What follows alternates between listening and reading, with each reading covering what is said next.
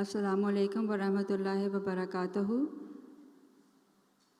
I am a diagnostic radiologist from Kentucky, and I have the honor and privilege to be the moderator for this session side by side from the women's side, and I am also acting as Naib Nazim for Muslim 23, our historic first conference of this nature. Finally, this moment has arrived after months of hard work to hear the untold life journey of a female surgeon to be inspired, inshallah. In her own words, how she has spearheaded so many health initiatives in impoverished communities with the grace of Allah Ta'ala and prayers of Hazur Anwar, Khalifatul Masih V, Ayyadu Ta'ala bin Nasr al-Aziz. We are very pleased to introduce our very special guest and keynote speaker, Dr. Fareeda Adusei Wilson, who has come all the way from Ghana, West Africa. At such a young age, she has already made history as the first on several accounts, as being the first female Ghanaian Ahmadi medical doctor, as the first Ghanaian Ahmadi specialist in OBGYN, and as the first Waqf doctor among both male and female doctors under Nusrat Jahan Scheme, Africa. Currently, she is serving as the medical director of Ahmadiyya Muslim Hospital in Daboase and head of maternal mortality team for the district. Dr. Wilson has worked extensively with various government agencies under the Ministry of Health, centered on women and child health, with special interest in gynecological cancers. At Jamaat level, she is serving as the chair for the Female Health Subcommittee of the National Jalsa Planning Committee under Ahmadiyya Muslim Mission, Ghana. She is also the Vice President, Naib Sadr 3 of the Lajna Imaullah, Ghana. She is married with 3 children. Please join me in welcoming our very special international guest, Dr. Fareeda Wilson.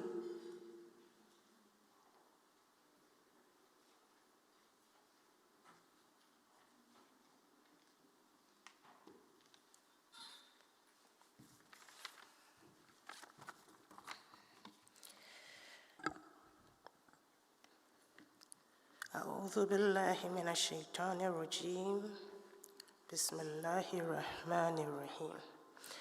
I greet you all with a peaceful salutation of Islam. Assalamu alaikum wa rahmatullahi ta'ala wa barakatuh. The chairperson, all protocols duly observed. I am grateful to the Almighty Allah for His protection and mercies throughout my journey. Today I have the privilege to share with you my journey as a Waqf doctor, the blessings and the challenges. The choice of becoming a lifetime devotee was entirely my decision, a bold one, but there are some key personalities that motivated me. I have been introduced already. So this is the Jamaat Hospital, Ahmadiyya Muslim Hospital, Daboase, where I currently work. I'm also affiliated to the Cape Coast Teaching Hospital, where we train residents in obstetrics and gynecology. My journey started from very humble beginnings, a home of sacrifice. I'm a second-generation Ahmadi after my father converted from Christianity to Islam Ahmadiyya in 1968. I grew up in a home where everything and anything could be sacrificed as service to the Jamaat. And that is my home where I grew up. My father, Alhaj Sharif Ahmed Adusei, virtually sacrificed himself, his properties, and children for the Jamaat whenever it was needed. One simple but significant act was him carrying our television set to the regional mosque every Friday for the Jamaat to watch Wudu sermon on MTA International. And this meant no TV for us in the house on Fridays. This simple act inculcated a sense of selflessness in me. As the saying goes, children will do what you do, not what you say. As parents, we need to impart to the next generation service to humanity and service to the Jamaat. Another key personality who motivated me was Dr. Said Tasir Muktaba of blessed memory, a Pakistani Waqf-e-Zinadagi who served as the medical officer in charge at the Asokore Ahmadiyya Muslim Hospital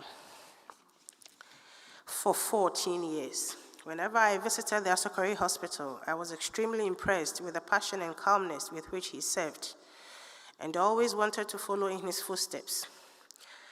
Fortunately, I picked his passion, but unfortunately, calm is not an adjective to describe me.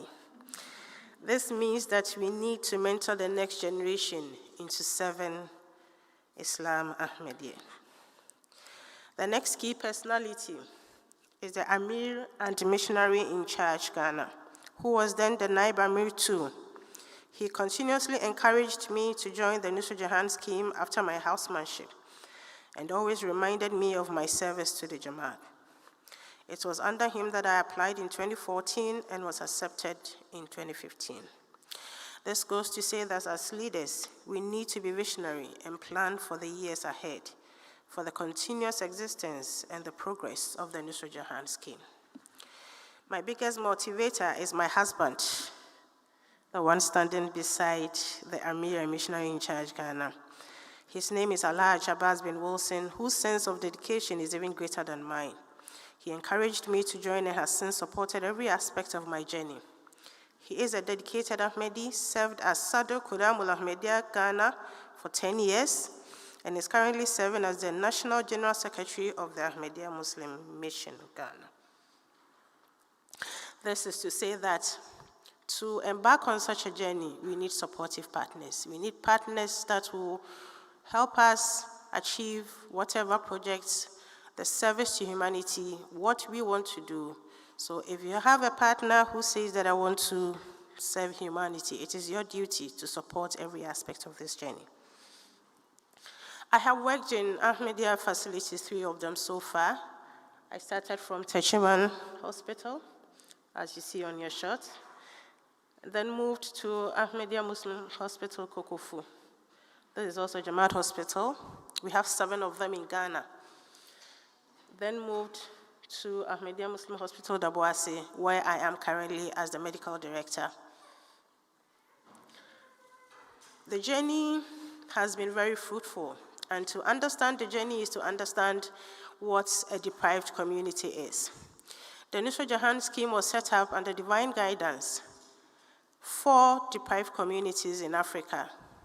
When the Khalifa Kumasi III visited the West Africa during that time. So you will find these Jamaat hospitals only in deprived areas.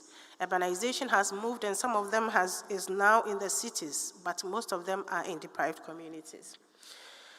I have lived all my life in the urban centers. When I moved to the deprived communities, that is when I got to know that we are worlds apart.